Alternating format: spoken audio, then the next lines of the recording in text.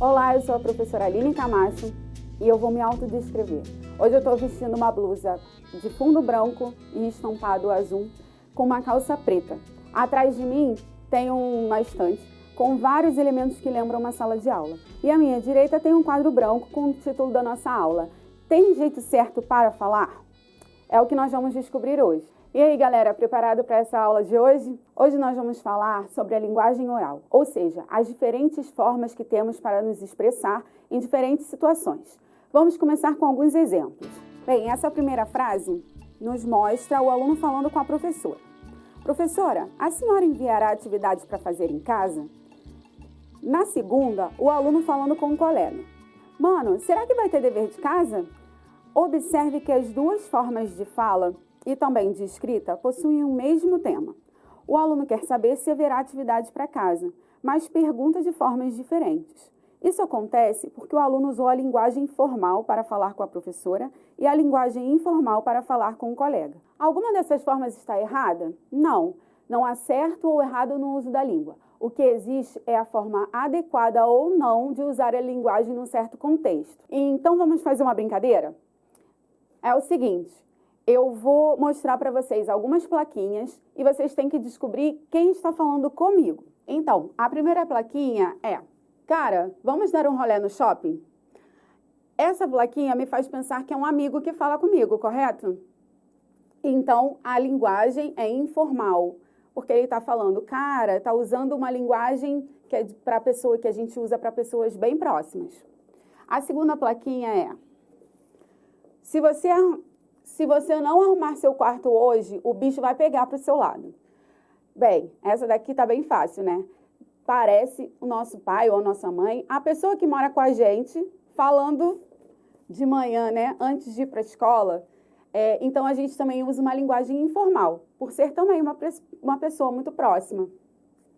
A terceira plaquinha é o seguinte: mamãe, tô morrendo de saudade, te amo. Nesse caso aqui, dá a entender que parece que é o meu filho que está falando comigo. Também uma linguagem informal. E esse caso aqui é o seguinte: prezada Aline, consta em nosso sistema que falta seu documento de identidade para emitirmos a sua declaração escolar. Essa mensagem aqui me lembra um e-mail ou uma cartinha, e é uma linguagem formal. Por que formal? Porque ela usa uma linguagem mais rebuscada, né? O prezada Aline, isso daí me mostra que não é uma pessoa próxima, não é uma pessoa nem que eu conheça. Então, nesses casos, a gente usa a linguagem informal. Então, até aqui, vimos que as maneiras de falar são diferentes. Isso muda de acordo com a pessoa que iremos nos comunicar e também com a situação. Agora, nós vamos ver um outro exemplo. Esse é um texto de Oswald de Andrade. Para dizerem milho, dizem milho. Para melhor, dizem mió. Para pior, pior. Para telha, dizem teia. Para telhado, dizem telhado. E vão fazendo telhados. Repare que a forma de falar é diferente da escrita. Comem milho e mio. E dependendo do local onde você está, é fácil entender. Levando-se em conta a escolha de palavras, a construção do enunciado e até o tom da fala. A língua é a nossa expressão básica e, por isso, ela muda de acordo com a cultura, a região, a época, o contexto, as experiências e as necessidades do indivíduo e do grupo que se expressa. Então, no caso de uma gíria, elas podem mudar de acordo com o tempo. Eu tenho um exemplo que, quando eu era adolescente, a gente falava muito assim: essa festa tá uma uva. Então, hoje em dia, os adolescentes já falam: essa festa tá muito irada. Elas têm o mesmo significado. Elas dizem, né, querem dizer que a festa está muito legal, está muito divertida.